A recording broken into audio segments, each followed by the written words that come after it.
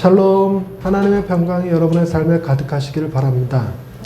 사람이 가지고 있는 여러 연약함이라는 게 있죠. 한계라는 게 있습니다. 인간의 한계는 무엇을 지속적으로 끊임없이 쉬지 않고 할 수 있는 능력이 없습니다. 달리기를 한없이 할 수 없고 수영을 한없이 할 수 없습니다. 인간은 그런 한계를 지니고 있죠. 그러나 인간의 한계는 단순히 그런 육체적인 능력만 있는 것이 아닙니다. 생각에도 한계가 있고 인간의 지혜와 판단에도 한계가 존재합니다. 그래서 우리는 태어나서 죽기까지 수많은 인생의 결정들 앞에 어떤 것을 버리고 어떤 것을 취하는 방식에 있어서 완벽한 선택이란 존재하지 않습니다. 늘 언제나 시행착오가 존재하는 법이고, 완벽한 준비를 다 마쳤다고 해도 세상이 어떻게 변할지 알 수 없기 때문에 인간의 판단은 전적으로 옳다고 할 수 없지요. 그것은 미래를 예언하는 사람이든 경제를 예측하는 사람이든 마찬가지입니다. 올 한 해 우리나라가 어떻게 될 것인지, 세계 경제가, 세계의 움직임이 어떻게 변하게 될지 예측을 내놓는 사람들은 정말 많습니다. 그러나 그 어느 예측도 연말에 가면 맞은 것은 별로 없습니다. 그것이 꼭 맞아야만 되는 것은 아니죠. 예측이라고 하는 것은 그걸 기준으로 어떻게 준비해서 변화를 일으켜내느냐 하는 것에도 중요성이 있기 때문에 예측하는 것이 전부 다 무의미하다라고 말할 수는 없을 것입니다. 백두산이 곧 폭발할 거라고, 그래서 그 굉장히 큰 어려움을 한반도가 겪게 될 거라고 하는 이야기도 있습니다. 그냥 음모론처럼 치부해버릴 것은 아닐 것이지만, 그것이 꼭 맞을 것이냐 안 맞을 것이냐 하는 것보다 만약에 그런 일이 생겨났을 때 우리는 어떻게 대처해야 되느냐 하는 예방의 문제, 훈련의 문제들을 얘기할 수는 있겠죠. 어차피 화라산을 끼고 살아가는 민족이니만큼 어쩔 수 없는 상황이기도 할 것입니다.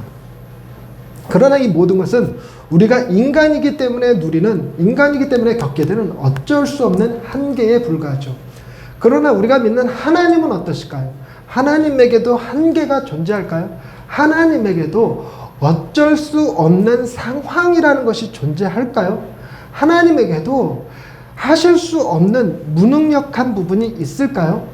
그렇지 않을 거라고 생각하는 게 우리의 신앙이죠. 우리는 언제나 하나님을 전지전능하신 분이라고 고백합니다. 뭐든지 다 알고 계시고 무엇이든지 다 하실 수 있는 분이라고 고백하죠. 당연히 하나님이 전지하시고 전능하시기 때문에 그분은 항상 어떤 일을 정하실 수 있고 혹은 어떤 것을 미리 아실 수 있는 분이라는 고백이 자연스럽게 뒤따라 나오게 되어 있습니다. 그러다 보니 전지전능하신 하나님을 고백한다는 것은 하나님은 예지와 예정을 갖고 계신 분이다라고 고백하는 것과 같은 얘기입니다. 그래서 하나님이 우리를 구원하실 때 우리의 존재에 대해서 미리 아셨고, 또한 우리를 구원하시기로 미리 정하셨고, 그런 우리를 당신의 자녀로 불러주셨고, 그런 우리를 의롭다 하시고 나중에 천국으로 영화롭게 하실 것이라는 것이 우리가 고백하는 신앙의 여정입니다. 즉 신앙의 여정의 가장 기본이 되는 것은 하나님이 미리 아시는 것과 미리 정하실 능력이 있다는 사실이죠. 그러나 신앙생활을 하다 보면 사람들이 늘 언제나 이런 인간의 한계와 전혀 다른 하나님의 능력을 대하면서 일종의 갈등 같은 것을 경험하게 됩니다. 즉 하나님에게도 어쩔 수 없는 상황이 존재하는 것 아닐까 하는 의구심이 들 때가 있다는 것입니다. 만약에 하나님이 나를 사랑하시고 또한 하나님이 전능하시다면 우리가 살아가는 이 세상이 이렇게 고통스러울 수는 없다라는 생각을 갖게 만드는 것이죠. 그래서 하나님을 믿지 않는 사람들은 지금 이 세상에 만연하고 있는 고통과 악의 문제가 바로 하나님이 계시지 않는 증거다라고 주장하고 살아갑니다. 그 말이 어쩔 때는 우리 삶에서 솔깃하게 느껴지기도 합니다. 우리 삶에서 일어나는 다양한 아픔들이 있고 고난들이 있습니다. 피치 못할 질병에 혹은 사고에 노출되기도 하죠.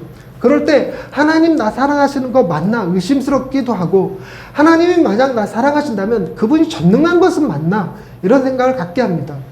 그러다 보니 우리는 만약에 전능한 신이 있다면 이 세상에 악과 고통이 존재하는 한 그분은 우리를 사랑하신다고 말할 수 없고, 또한 하나님이 사랑이라고 고백한다면 이 세상에 만연하는 악과 고통의 문제를 통해 볼 때 그는 전능한 신일 수가 없다라고 생각한다는 것입니다.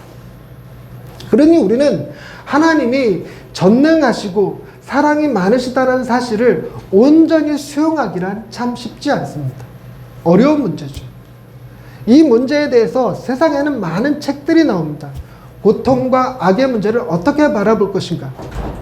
어쩌면 범신론처럼 세상의 모든 정령들이 다 세상 안에 들어있어서 그 세상 안에 일어나는 정령들 가운데 선한 정령과 악한 정령이 서로 끊임없이 싸우고 있는 이 전쟁터가 아닌가, 이렇게 생각하는 사람들도 있고 나름의 지혜도 엿보입니다. 과연 하나님이 모든 것을 다 통치하고 계신 건 맞는 것일까? 오늘 우리가 읽은 성경 말씀에도 바로 그런 하나님의 통치하심에 의문을 품게 만드는 사건이 일어납니다. 그것이 무엇이냐면 헤롯이 예수 그리스도의 탄생으로 인해서 인근의 2살 이하의 모든 어린아이들을 죽이는 큰 범죄, 잔혹한 행위를 벌인 일 때문에 그렇습니다. 이 문제를 두고 과연 하나님이 전능하신 것 맞나? 하나님이 과연 모든 것을 알고 계신 것은 맞나? 하는 의구심이 듭니다. 왜 이런 의구심이 드냐면, 여러분, 하나님이, 제가 만약 하나님이었다면 전지만 갖고 있어도 헤롯이 죽은 이후에 예수 그리스도를 세상에 보냈을 것 같거든요. 혹은 제가 전능하다면 예수 그리스도를 보내신 이후에 헤롯이 그 악한 행위를 저지르지 않게 막았을 것 같기 때문에 그렇습니다. 어려운 얘기도 아닙니다. 이 헤롯이 어떻게 예수의 탄생을 알게 됐냐면 동방에서 온 박사들 때문에 알게 된 것이기 때문에, 그저 동방에 있는 박사들이 한눈 팔지 말고 별만 바라보고 끊임없이 갖더랬으면 헤롯은 왕이 태어났다는 사실을 알지 못했을 것입니다. 근데 왜 하필 박사들이 별을 보고 잘 쫓아오다가 왜 베들레헴에 와서는 헤롯의 궁전을 찾아 들어갔느냐는 것이죠. 왜 그들은 당연히 그 별이 왕궁에서 임금님의 아들이 태어나는 별로 편견을 갖고 있었을까요? 그들이 살고 있던 동방의 문화가 그러했기 때문이기도 하겠지만, 그런 거 얼마든지 하나님이 막으실 수 있었던 것 아닐까요? 뿐만 아니라 알게 되었다 하더라도 헤롯이요, 지병을 갖고 있었습니다. 그렇기 때문에 2살 이하의 모든 어린아이들을 죽이기 전에 그 지병만 살짝 건드리시면 얼마든지 헤롯은 무능해질 수 있었을 것 같거든요. 근데 왜 그 모든 것을 하지 않으셨을까? 이것이 우리의 큰 난제처럼 다가옵니다. 요한복음 8장에 보시면 이런 말씀이 있습니다. 요한복음 8장 57절입니다. 요한복음 8장 57절에 보면 예수님을 바라보는 사람들이 예수님에 대하여 이런 얘기를 합니다. 유대인들이 이르되 네가 아직 50세도 못 되었는데 아브라함을 보았느냐? 라고 얘기합니다. 즉 예수님의 외관상 나이가 50이 채 안 된 사람처럼 보였을 수도 있는 것 아닌가 하는 문제가 생긴 거죠. 우리가 알기로 예수님은 30세 때 공생애를 시작하시고 33세 때 십자가에 달려 죽으신 걸로 알고 있습니다. 그럼 이 50대라고 하는 말은 도대체 어떻게 나오게 된 것일까 하는 난제가 생겨버렸습니다. 그 난제를 푸는 과정에서 여러 신학자들이 주장이 있지만 그 주장들의 하나가 이 헤롯의 유아학살에 두는 사람도 있을 정도입니다. 무슨 얘기냐면 예수님이 태어나시기를 베들레헴에서 태어나시고 헤롯의 유아학살이 있기 바로 직전에 애굽으로 내려가셨다가 헤롯이 죽은 이후에 나사렛으로 올라와 사셨습니다. 예수님의 나이가 이때를 기준으로 해서 정확하게 계산이 되어서 알려졌더라면 사람들이 아니 그 시기에 태어났던 2살 이하의 어린아이들은 다 죽었는데 너는 왜 살아있는 거지? 라는 의심을 받기가 좋죠.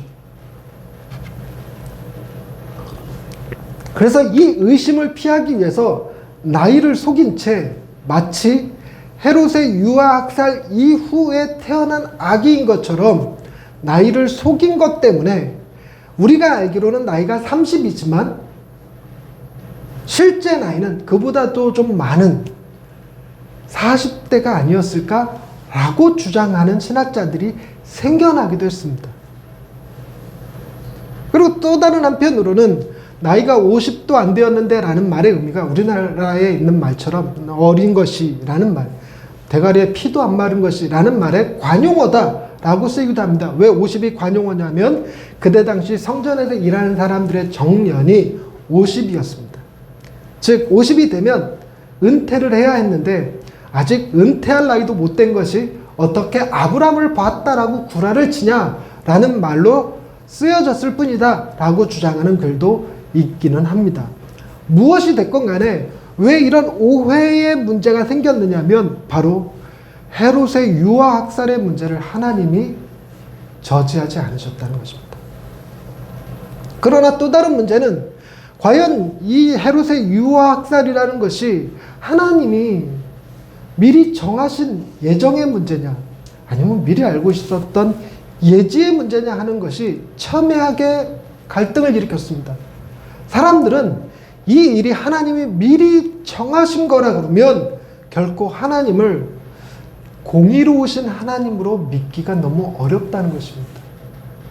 하나님이 헤롯의 마음에 악한 생각을 집어넣으셔서 예수님이 태어날 당시에 많은 어린아이들이 죽게 만든 일을 직접 기획하신 거라면 그런 하나님을 우리가 어떻게 믿을 것이냐 하는 생각을 갖게 만들었죠. 그러다 보니 학계에서는 뿐만 아니라 많은 신앙인들도 이것은 하나님의 예정은 절대로 아니다. 그럴 수 없다. 그런 하나님이라면 나는 신앙을 버릴 것이다. 라고 하는 강력한 주장이 생기고 더불어서 이 일은 그저 하나님이 미리 아셨던 예지의 영역일 뿐이다. 라고 주장했고 그것이 많은 설득력을 얻기는 했습니다. 그러나 예지라 해도 여기에는 문제가 있으니 우리는 미리 알면 어떻게 할까요? 미리 알면 대처를 하죠. 혹은 예방을 할 것입니다. 우리가 해마다 연초가 되면 1년 우리나라 상황이 어떻게 펼쳐질지 세계 경제가 어떻게 펼쳐질지 예측하는 것이 실제로 그렇게 될 것을 맞추기 게임하는 것이 아니라 그럴 것을 대비하여 준비하라는 메시지를 담고 있다고 말씀드린 것처럼 예수님이 태어나심으로 헤롯이 그 잔혹한 범죄를 행할 것을 미리 아셨다면 하나님이 막으셨어야 되는 거 아니냐는 것이죠. 이후에 태어나게 하시든지 동방박사로 하여금 거기에 가지 못하게 하시든지 하는 것처럼 말이죠. 그러니 단순히 이것을 하나님의 예지라 해도 우리의 신앙에는 심각한 타격이 생겨요. 우리의 믿음에는 좀처럼 해결되지 않는 스크래치가 생겨버리는 거죠. 이런 하나님 어떻게 믿고 우리가 1년을 또 섬길 것인가? 어떻게 그 하나님 앞에 1년 동안 또 예배할 것인가? 라는 문제가 생기는 것입니다.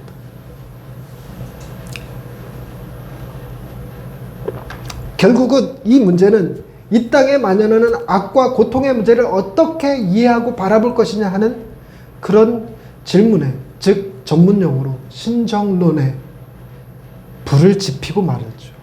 그 신정론은 세상에서 여러 사건들 가운데서 잊혀질만 하면 일어나고 잊혀질만 하면 일어나고 합니다.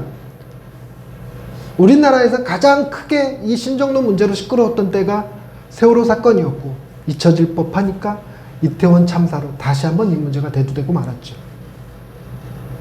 어찌됐건 우리 삶에 하나님이 내 삶에 어떤 악이나 고통의 문제가 있다면 그것이 하나님이 미리 정하신 거라도 참 스트레스 받고, 미리 아셨다 해도 왜 막지 않으시고 피할 길을 주시지 않았느냐라고 하는 원망으로부터 결코 자유롭지 못하니 우리 삶의 문제에 있어서도 암담하죠. 그래서 우리는 올 한 해 하나님이 우리의 삶을 지키시고 보호하실 거라는 걸 어떻게 믿습니까? 하나님이 올 한 해 일어나는 수많은 악과 고통의 문제, 우리 안에서 일어나는 크고 작은 사건들의 문제에 예지하시던 예정하시던 해결해 주지 않는다면, 막아주지 않는다면 우리는 어떻게 1년 한 해를 하나님을 의지하고 살아가겠습니까? 그러니 이 문제에 있어서 하나님이 예지냐 예정이냐, 과연 하나님은 전능하신 것은 맞냐, 과연 하나님은 우리를 사랑하고 계신 것은 맞냐 하는 문제로 접근하면 우리는 밑도 끝도 없이 신앙의 바닥만 드러낼 뿐입니다. 그럼 어떻게 바라봐야 될까요? 우리는 하나님이 절대적인 사랑이시라는 개념을 놓치지 말아야 합니다. 절대적인 사랑의 개념. 여러분, 사랑이란 것은 결코 혼자 살 수 없습니다. 사랑은 내가 누구인지에 대한 분명한 인식을 갖고 나와 다른 존재를 대할 때 그 사이에서 일어나는 감정의 변화입니다. 그러니 상대가 존재하지 않으면 사랑이라는 감정은 생겨날 수가 없지요. 세상의 수많은 종교들이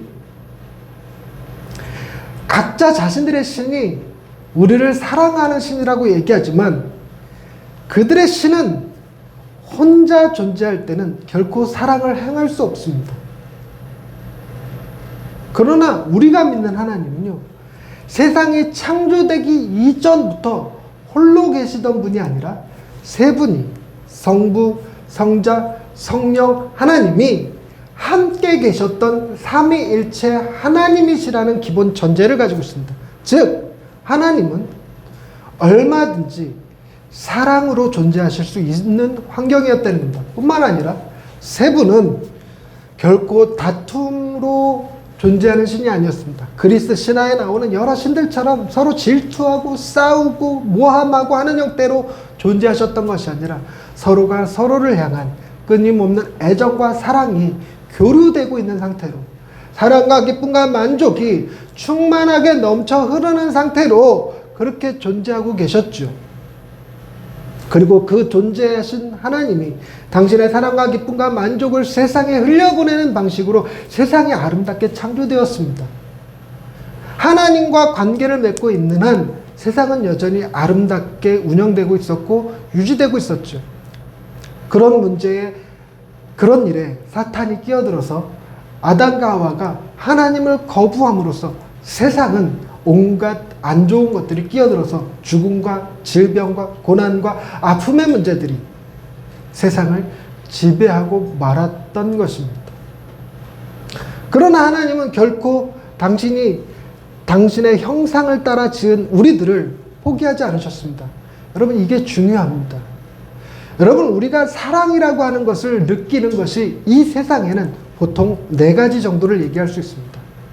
첫 번째는 작품을 만드는 작가들이 자신의 작품에 가지는 사랑의 감정입니다. 작가가 얼마든지 대충 그림 그리고서 팔아버릴 수도 있습니다. 그저 엄지손가락 하나 데생하듯이 그려서 이거 작품이야 이렇게 내놓을 수 있죠. 그러나 그렇게 대충 데생하고 밑그림 그려놓은 걸 가지고 작가가 그 작품을 사랑한다라고 말하지는 않습니다. 작가가 작품을 사랑하려면 그 작품에 오랜 시간과 에너지를 투자했을 때 비로소 자신의 가장 깊은 감정을 그림에 담아냈을 때 비로소 그 작품을 사랑하죠. 애정합니다. 그러니 그 작품을 만들어내기 위해서 캔버스라고 하는 도화지 위에다가 그림을 몇 번을 그렸다 지웠다 덧칠했다를 반복합니다. 만에 하나 그 캔버스가 감각을 가지고 있는 존재라고 생각해 보십시다. 감각을 가지고 있는 존재는 그 작가의 끊임없는 붓질이, 끊임없는 긁어냄이, 혹은 끊임없이 수정 작업이 괴롭게 느껴질 겁니다. 왜 자기를 그냥 두지 않고 끊임없이 긁어내고 덧칠하고 긁어내고 덧칠하기를 반복하냐는 거죠.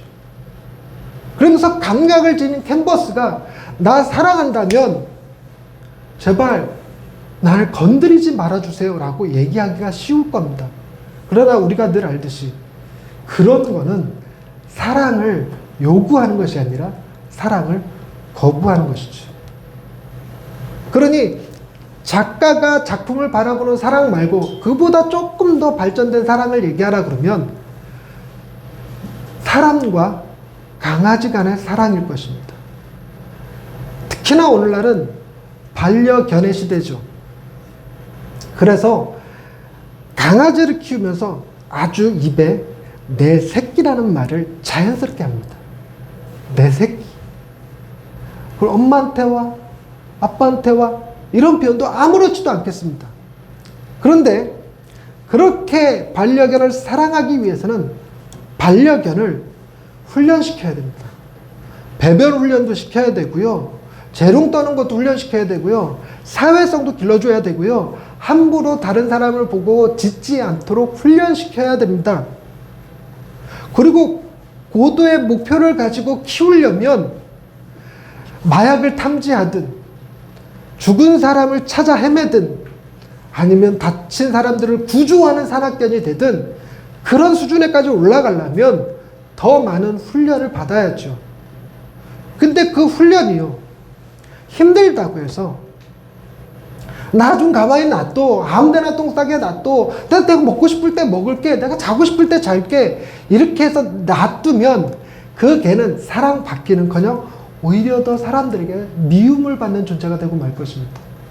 즉 사랑이라는 것이요, 그냥 두는 것이 아닙니다. 반려견이 사랑스러워서 훈련을 시키는 게 아니라 훈련을 시킴으로써 그가 주인에게 사랑스러운 존재가 되는 것입니다. 또 다른 사랑은 아버지가 딸을 대할 때 나타나는 사랑이죠. 혹은 아들을 대할 때도 마찬가지입니다. 강아지를 대할 때보다 자녀들을 대할 때 더 엄격하게 사랑합니다. 그들의 잠자는 습관까지도 간섭하게 되고요. 먹는 문제에도 결코 그냥 두지 않습니다. 무엇을 먹을지, 어떤 옷을 입을지, 무엇을 공부할지, 그리고 하다못해 병이라도 걸리면 무슨 약을 먹어야 될지, 어떤 수술을 받아야 될지까지 다 관여하여 끊임없이 아이들을 간섭하게 됩니다. 그런데 그걸 두고 왜 아빠는 나를 힘들게 해? 왜 나를 귀찮게 해? 라고 얘기하지 않습니다. 그런 관심이 있는 것이 사랑이지 없는 것을 사랑이라고 결코 말하지 않기 때문에 그렇습니다. 그래서 결국 사랑의 개념에는 인간의 세상 속에서 살펴봐도 고통의 문제가 결코 제외되지 않습니다. 특히나 남녀 간의 사랑을 보십시오. 우리가 사랑하는 여인을 바라보면서 그 여인의 흠까지도 내버려 둔 채 사랑하진 않습니다. 처음 사랑할 때는 물론 그 흠마저도 예쁘게 보이는 것은 맞지만, 그러나 사랑한다면 그 흠을 덮어주고 가려주고 바꿔주는 노력을 하게 돼 있습니다. 그런 거 하지 않은 채 난 너 아무 데서나 방구 뻥뻥 끼고 트름하는 것까지 사랑해, 이걸 사랑이라고 하지 않습니다. 그러니 사랑이라는 개념은 결코 고통의 문제를 빼고 얘기할 수 없는 것이 우리가 가지고 있는 사랑의 개념도 그와 같을진데, 하나님이 우리를 사랑하는데 왜 이 세상에 고통이 있어요? 라는 질문은 그 자체로 성립되지 않는다는 거예요. 다시 얘기하자면 하나님이 우리를 사랑하신다면 우리 삶의 고통은 필수적인 겁니다. 그리고 고통이 반드시 악은 아니에요. 그 고통이 악이었다면 예수님이 이 땅에 내려오셔서 고통 가운데 살아가지 않으셨겠죠. 오늘 우리가 읽은 본문 말씀이 헤롯이 2살 이하의 어린아이들을 죽였어 라는 말만 담겨져 있는 게 아니죠. 그 헤롯 때문에 아기 예수님은 이스라엘 땅을 벗어나 애굽에 내려가 살아야만 했습니다. 그리고 그 애굽에서 사는 동안 마음이 편했을까요? 불편합니다. 헤롯이 죽었다는 이야기를 천사들로부터 들었어도 헤롯의 아들 아켈라오가 왕이 됐다는 소식만으로도 이미 마음은 무너지는 거예요. 그래서 아켈라오의 힘이 뻗치지 않는 갈릴리 나사렛이라는 곳으로 가서 그곳에서 삽니다. 나사렛이라는 곳은 좋은 동네가 아닙니다. 살기 편한 동네가 아니고 애들을 키우기에 적합한 동네도 아닙니다. 나사렛에서 무슨 선한 것이 나겠는가 하는 소리를 듣는 그런 곳이죠. 그런 곳에서 사신 주님은 공생애를 시작하기 이전서부터 삶 자체가 고통이었습니다. 그러니 그 고통을 가지고 하나님을 원망하는 우리와는 전혀 다른 분이심을 볼 수 있죠. 더더군다나 예수님이 당하신 고통은 십자가 위에서 죽는 건데, 십자가 위에서 죽기 전에 제자들이 예수를 부인하고, 심지어 어떤 제자는 예수를 돈 받고 팔아버리고, 뿐만 아니라 십자가 위에서는 자신의 어머니인 마리아가 그 아들의 죽음을 바라보고 있는 상황에서 죽어야 되고, 하나님의 아들이라는 말에도 불구하고 많은 사람들의 조롱과 비아냥 속에 죽어야 했고, 더 심하게는 하나님으로부터 버려짐을 당하는 그런 고통까지 겪으셨습니다. 고통이 만약 악이기만 하다면 주님이 그렇게 고통을 감수하실 리가 없죠. 죽기까지 그 고통을 하나님 앞에 순종으로 받아내시지 않으셨을 것입니다. 하나님은 우리가 지금 이대로 그냥 그대로 괜찮다라고 말씀하시는 분이 아닙니다. 우리가 어떻게든 도덕적으로 더 선한 사람, 하나님의 형상으로 조금 더 회복된 사람, 하나님의 나라에 하나님과 사랑의 교제를 나누기에 적합한 사람으로 만들어서 그렇게 우리를 하나님의 나라로 초청하실 것입니다. 그런 일에 결코 고난이 빠질 수는 없어요. 고난이 없으면 우리는 하나님 앞에 잘 나가지도 않습니다. 우리가 신앙생활을 잘 감당하다가 어느 순간 하나님과 점점 멀어지고 있다면 그것은 우리 삶에 예전보다 나은 풍요로움이 있음을 의미합니다. 사람은 풍요로워질수록 하나님을 멀리합니다. 하나님이 우리를 사랑하신다면, 그래서 우리를 좀 더 가까이 다루고 원하신다면, 그래서 우리를 좀 더 바꾸기를 원하신다면 어쩔 수 없는 고난의 문제가 개입될 수밖에 없겠죠. 그건 악이 아닙니다. 하나님의 일하심의 방식이죠. 하나님의 예지와 예정은 둘로 물을 쪼개듯 쫙 쪼갤 수 있는 것은 아닙니다. 어떤 것은 예정으로 보이고 어떤 것은 예지로 보일지 몰라도 그것이 정확하게 이건 예정이고 이건 예지야 라고 말할 수 없어요. 그래서 예정과 예지는 반드시 붙여서 표현합니다. 예지 예정입니다. 예지 예정입니다. 우리는 헤롯의 2살 이하의 어린아이를 죽인 사건이 어떤 의미를 가진 예지 예정인지는 알 수 없으나, 그러나 이 사건을 통해서 너무나도 분명하게 보여주는 시그널이 있습니다. 그게 뭐냐면, 보세요. 이스라엘 백성을 향한 하나님이 구약에서 끊임없이 내 아들, 내 백성, 내 자식, 내 새끼라는 말을 반복적으로 쓰셨어요. 그들에게 있어서 하나님은 어떤 분이었냐면 천지를 창조하신 분이기도 하고, 더불어서 우리를 출애굽하여서 가나안 땅에 보내신 분으로 고백하는 두 축이 같이 존재합니다. 그래서 성경에 10계명이 두 군데서 나오는데, 출애굽기에 나오고 민수기에, 신명기에 10계명이 등장하는데, 하나는 천지를 창조하신 하나님의 명령으로 나오고, 또 하나는 출애굽하여 이스라엘 백성들을 건져내신 분의 명령으로 기록되어져 있습니다. 예수님의 그림을 보십시오. 예수님이 베들레헴에서 태어났지만 애굽으로 내려가셨습니다. 하나님이 아브라함을 갈대아 우르에서 부르셨지만 그들은 여러 세대를 거치면서 결국 애굽의 종살이 하는 삶으로 떨어지고 말았죠. 거기서 모세가 태어날 때 어떤 일이 있었습니까? 바로라고 하는 황제가, 이집트의 왕이 이스라엘 백성들을 인구수를 조정하겠다고 모세가 태어났을 때 3살 이하의 어린아이들을 나일 강물에 던져 죽였습니다. 3살 이하의 어린아이가 아니라 참, 아기가 태어났을 때 남자아이면 나일 강물에 빠뜨려 죽였습니다. 그러나 그런 어려움에도 불구하고 이스라엘은 강성해졌고 결국엔 출애굽해서 이스라엘이라고 하는 나라를 세우게 되죠. 그림이 딱 그 이스라엘을 대표하는 모습으로 그려지고 있죠. 인도하심을 따라 애굽에 내려갔다가 인도하심을 따라 다시 이스라엘로 돌아오신 그 예수님. 그리하여 예수님이 베들레헴에서 태어나신 분이지만 멸시의 칭호인 나사렛 사람이라는 말을 들으면서 사실 수밖에 없었던 것. 그것은 하나님이 이스라엘을 향하여 내가 너를 내 자녀같이 사랑하신다고 하는 메시지가 이 안에 담겨진 것이었습니다. 너무나 분명한 시그널이 담겨져 있었던 거죠.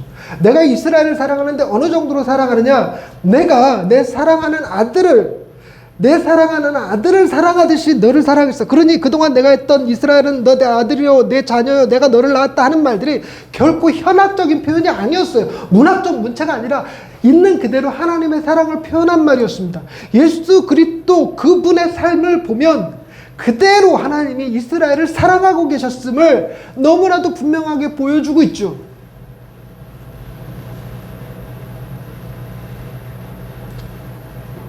뿐만 아니라 그 예수 그리스도를 단순히 이스라엘의 왕으로만 세우기 위해서 이스라엘을 위한 구주로 십자가에 달려 죽으신 것이 아니라 로마의 지배하에서 신음하여 살아가는 모든 사람들에게 그들을 대표하는 자로서 십자가에 죽으셨어요. 로마의 손에 의해서, 로마의 칼에 의해서, 로마의 창에 의해서 십자가 달려 죽으셨죠. 그래서 그분은 이스라엘의 왕으로서만이 아니라 온 세상의 왕으로서 모든 만민의 구주로서 우리에게 다가오셨습니다.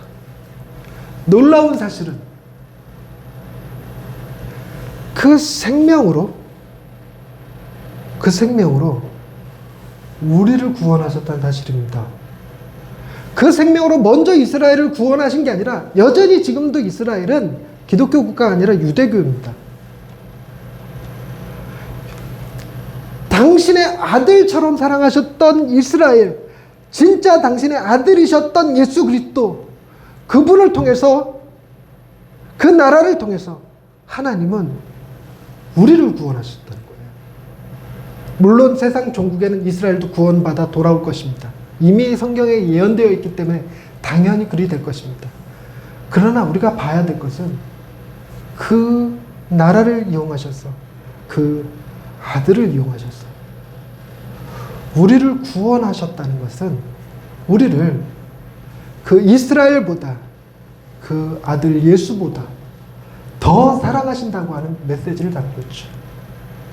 그러니 우리는 고통과 악의 문제에 있어서 여러 의심들이 생기고, 이거 하나님의 예정이야? 이거 하나님의 예지야? 하나님 과연 전능하신 거 맞아? 하나님이 우리 사랑하시는 거 맞아? 여러 의심들이 들 때 기본 마인드 세팅이 말로 설명할 수는 없지만, 내가 내 머리로 이해할 수 있는 것은 아니지만, 원래 사랑이라는 것 자체가 쉽게 이해될 수 있는 문제가 아님을 아시고, 마치 무엇인가에 세뇌된 사람들처럼, 무엇인가에 완전히 삘이 꽂혀갖고 미쳐버린 사람들처럼 어떤 상황과 환경에도 하나님은 나 사랑하신다고 하는 이 시그널을 놓치지 않으실 수 있게 되길 바랍니다.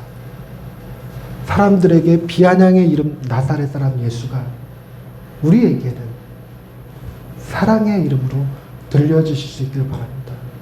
하나님은 올 한 해 여러분이 어떤 상황과 환경 가운데 있을지라도, 어떤 성공과 실패 가운데 있을지라도, 어떤 어려움과 눈물 가운데 있을지라도 결코 당신의 사랑을 조금 더 줄이지 아니하시고 여전히 넘치는 사랑으로 우리를 사랑하시는 줄을 믿으시기를 바랍니다. 기도하십시다. 하나님, 세상엔 우리가 이해할 수 없는 일들이 많습니다. 우리 힘으로 감당할 수 없는 일들도 많고 우리의 머리로 이해되지 않는 것들도 참 많습니다. 그러나 우리에게는 너무나도 분명한 믿음이 하나 있으니 내 어떤 상황과 형편과 어려움 가운데서도 조금도 변함없이 사랑하여 주시는 하나님의 계심을 믿습니다. 지금까지의 삶도 하나님의 사랑 가운데 살았으면 올 한 해의 삶도 하나님의 사랑에 있을 것임을 믿습니다.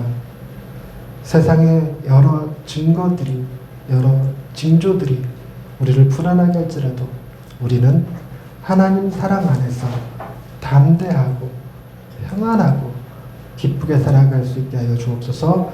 예수님의 이름으로 기도드립니다. 아멘. 찬송가